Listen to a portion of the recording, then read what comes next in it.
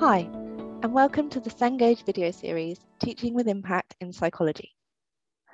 My name's Laura, and I'm the Senior Marketing Manager for our Psychology Learning Solutions here at Cengage. In these sessions, I'll be joined by teaching instructors across a range of psychology subjects for discussions around some of the challenges facing the teaching community, tips and ideas for how to engage and support your students, and insight into the resources you can use to deliver your course and drive student success. So today I'm joined by Tim Rako. Tim is Reader in Psychology at King's College London with over 20 years experience of supervising research and teaching research methods to psychology students. He's also the co-author of the first EMEA edition of Research Methods for the Behavioural Sciences. Dr. Rako uses a range of research strategies to examine human judgment and decision-making. He's published over 50 research articles in more than 25 different journals, is an associate editor for the journal Thinking and Reasoning, and is a principal fellow of the Higher Education Academy. Tim, welcome. I'm so pleased you could join me today. Thank you for having me. So today's session, we're going to be talking about using textbook material and online activities and what comes next and how you weave those things together. So to start with, could you tell us a bit about what activities you do off the back of the textbooks that you use? So in our research methods modules, we made the decision that for some fairly sizable portions of the curriculum, we wouldn't deliver that material through lectures. We would use the textbook as the primary means of introducing students to the content. And then when we have the students with us, we'd really focus on applying that knowledge and to a degree consolidating it as well, but particularly on getting students working interactively to check their understanding of that textbook material and apply it in a fairly practical way. So for example, when we look at research design issues, experimental design, these sorts of things, textbook walks them very carefully through different threats to internal validity and different strategies for addressing external validity. And so following students reading that in their seminars, we have a series of activities that get them applying that. So they have some descriptions of some studies, some flawed studies very often, and they have to identify, well, what are the threats to internal validity, or they have a study which might be somewhat better designed that's described to them, and they have to explain, well, you know, what's the feature that's the control feature that's addressing a particular threat, and what threat's being addressed and how.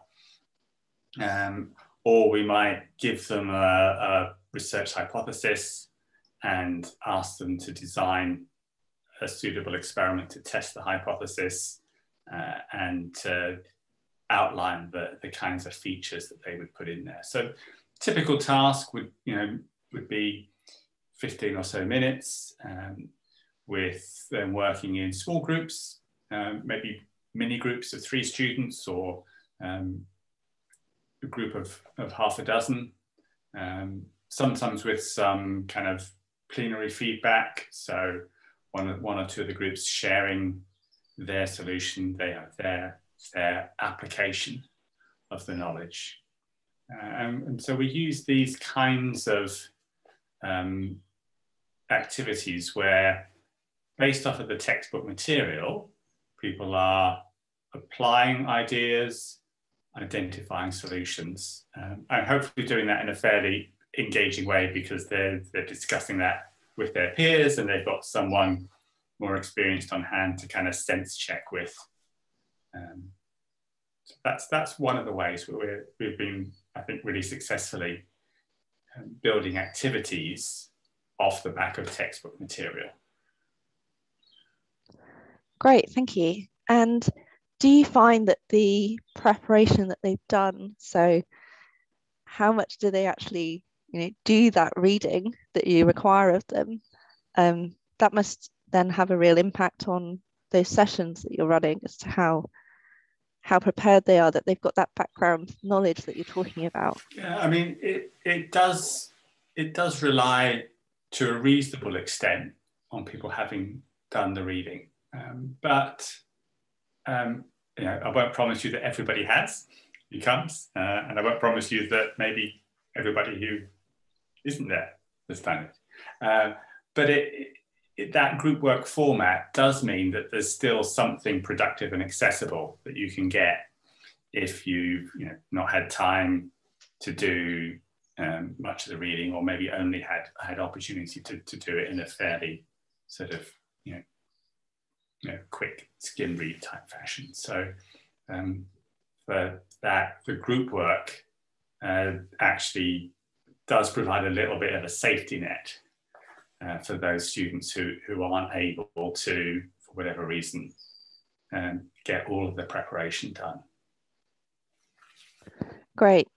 And presumably that also it leads into kind of a different way of learning as well. You mentioned about how the fact that they're having to engage with it, they're going to kind of consolidate that understanding more when they're working together. So it might lend itself to maybe students that do learn in that kind of more active way as well. Yeah. I think we're always keen to give at least two fairly sort of distinct types of experience for students working through kind of major bits of their research methods curriculum. So in the areas of statistical knowledge and skills, they do have lectures, but then they have a lot of practical activities to actually practice techniques and analyze data. For these research design aspects, there's quite a bit of textbook reading, but it's supplemented with these much more interactive sets of activities. Thanks. That sounds like a really kind of productive structure that you've built up there. And I understand that you also integrate the CogLab experiments, and that they're kind of another layer to your course. So maybe you could tell us a bit about them before you explain how you use them. Yeah, so CogLab, for those of you that don't know, is an online bank of experiments, so around about 50 different experiments, as the name suggests, mostly on cognition of one kind or another. And they're demonstrations. So the students have got the opportunity to play the role of a participant multiple times if they want, and then there's support materials, so some description of the original study or a kind of exemplar study that the materials are based on. And most of these experiments don't take particularly long to work through, so 10, 15 minutes might be typical. And in exactly the same seminar sessions where we have these activities based off of the textbook reading, we'll sometimes have an activity that follows up from a CogLab experiment. So the preparation for the seminar, or part of the preparation for the seminar, is to have done the CogLab experiment, and then we'll have these, again, application type problems for students to work on, or solution focused problems for students to work on. So we might, for example, take between subjects experiment and look at the data from just one condition, and then use that as a prompt to get students thinking through, well, why do we need a control condition? What could be misleading if we were just looking at the data from this situation without making a formal comparison? Or again, in terms of research design features, we'll highlight a feature which may or may not be a feature that the students noticed when they were doing the experiment. So it might be something from kind of under the hood, as it were, that we can say, okay, well, this experiment that you've done, with these stimuli, it had this particular feature, and then get students in their groups to articulate, well, what was the purpose of including that feature?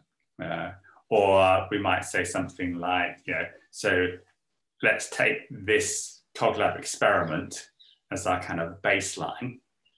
And then if additionally we wanted to, do X, Y, or Z, how would the experiment need to be modified in order to achieve that?